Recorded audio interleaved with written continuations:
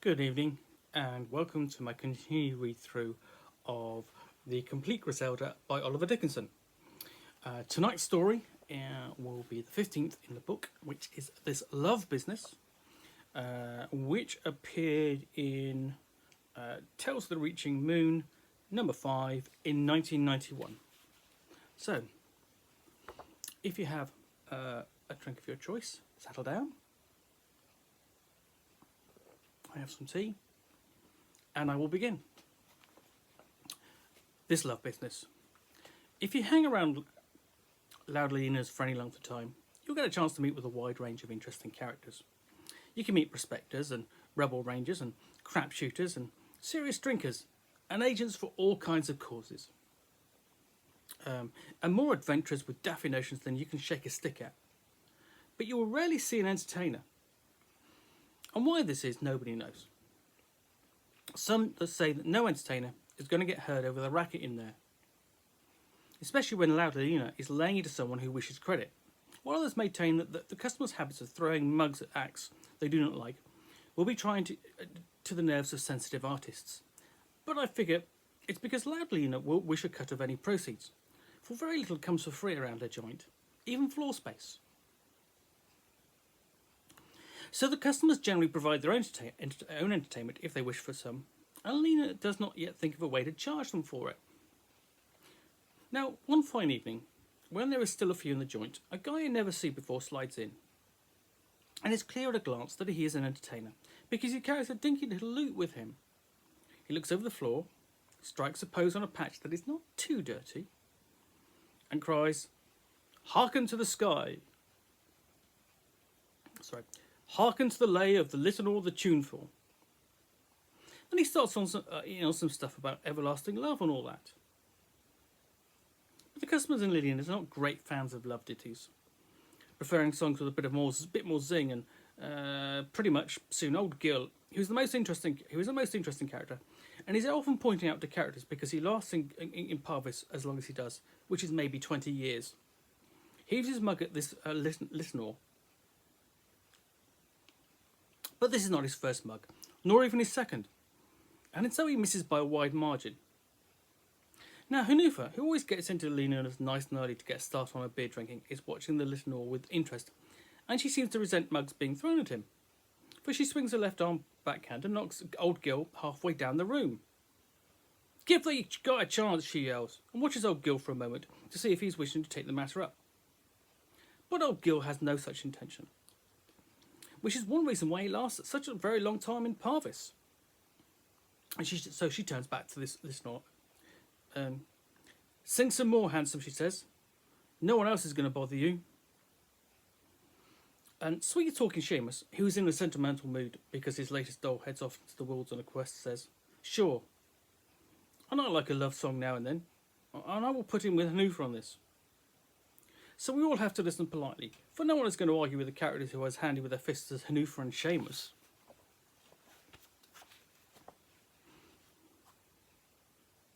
The guy does not sing too badly at that, if you like love songs. But where this Hanufa gets his handsome stuff, I do not know. For in my judgment, he's not such a guy who will turn on the heads of many dolphs. He is long and thin, with a pale, worn-looking face, and washed-out blue eyes, and limp hair the colour of a straw, and a scraggy little beard.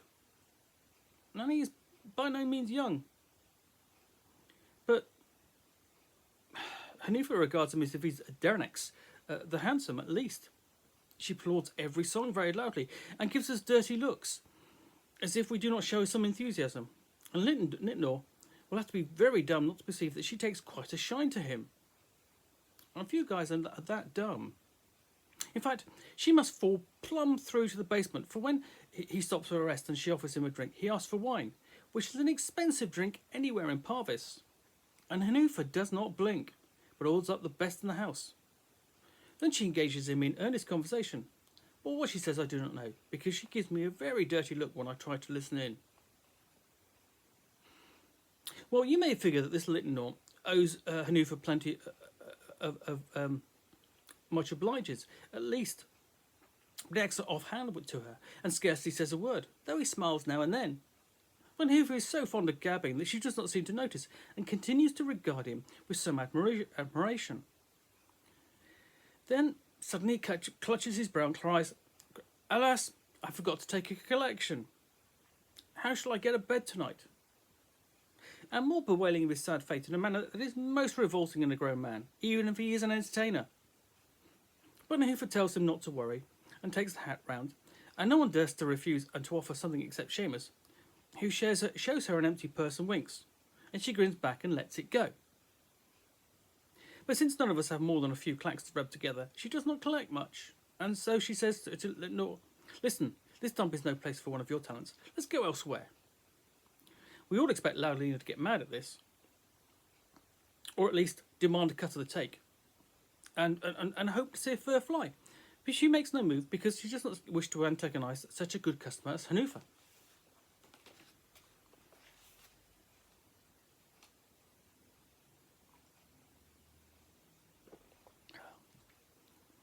But as it turns out, she loses a custom anyway for a time.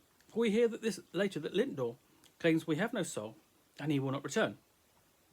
And while this is a great relief to us, who never claim to have any soul, and will not know what to do with it if we do have some, it is surely a blow to Hanufa, who rates Linia's beer most highly.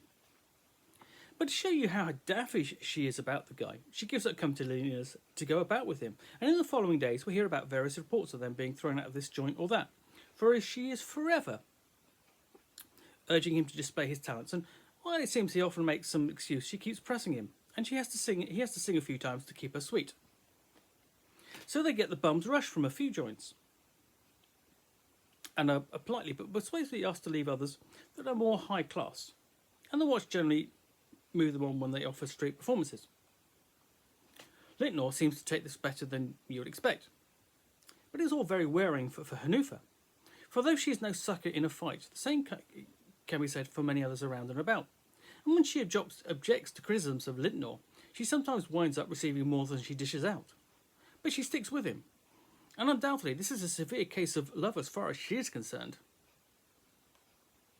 Now this time, Griselda is not seen about much, but one day she pops into Lina's and says to me, "Do you have a name for this specimen that Hanufa is consorting with? And how does it all come about?" She seems to be displaying some excitement, so I give her all the information I have, and by the time I'm done she's looking most disgusted, but she only says, him, and goes marching out again.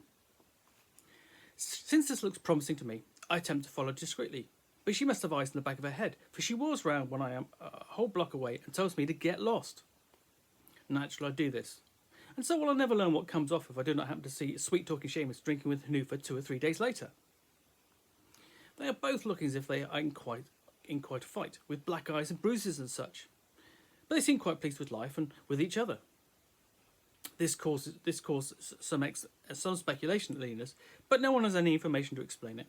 And we are expressing annoyance at our ignorance and surprise at this state of affairs when in comes Griselda, and she's looking pleased in her way.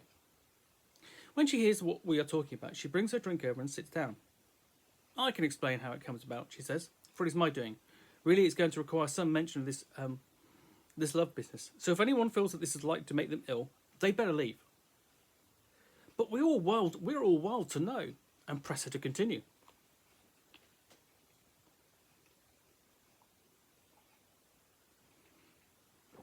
So Griselda leans back and takes a swig and starts off. "It is maybe 12 years ago, when my cousin Belladonna is still young and impressionable, and I'm even younger and just beginning to learn my way around. This Lintnor blows into Alone, our hometown, and he's quite a handsome guy then, and not bad as a singer, and Belladonna falls for him at first sight.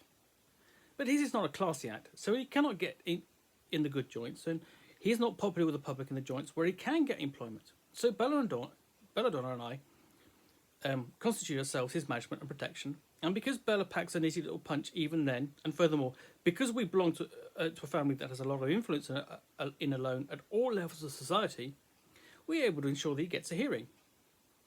We can do nothing about his takings, of course, because our family will not countenance our trying any sort of takedown on the audience, for they do not wish any heat to develop with the local law when things are running so smoothly. And besides, Such behaviour has no class at all.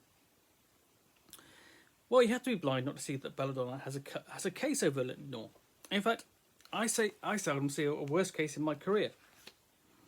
And if only some sorcerer can work out a way to tap what she is putting into it, she would have been able to heat up a whole town. The worst of it is, she can never work up the nerve to say anything sensible to him about it when they are together, but just looks at him and gasps, even though I give them plenty of privacy. In those days, I think this love business is for the birds, and there are times when I think so still. But I want Belladonna to have what she wants, for I kind of hero worshipper in those days. But this Litnor does not behave as if he has any idea how Bella is feeling. For a while, I give him the benefit of the doubt.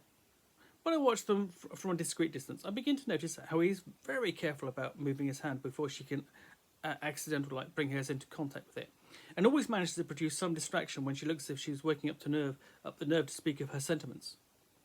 Finally, I become convinced that he's stringing her along, because of course she's providing most of his support out of her allowance.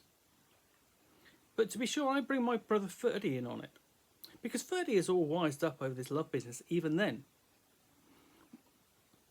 Or my elder brother Rory acts as if he does not know what the word means.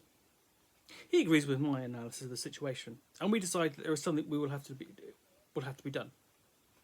It's no good telling Bella, because she already gets an earful from her parents and my parents, and also our Aunt Elfrida, all saying that Litnor is no good to her.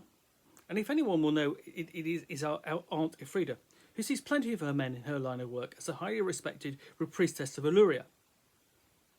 But Belladonna displays great stubbornness over her attachment.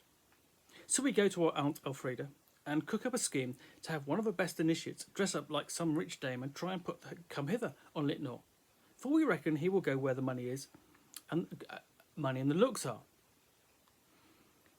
Well, the initiate does her bit beautifully. Even when she suggests Litnor come up and see her sometime, she gets no reaction. And so she reports that she feels she is wasting effort, and also that Belladonna is giving her looks that will make her fear for her health. And furthermore, she is suffering great anguish from listening to all the glop that he's singing. Now, our Aunt Elfrida is one very wise bird, and she suggests that the initiate make a real play for Litnor and get her hands on him. And Ferdy and I are to make sure that Belladonna will not do her harm.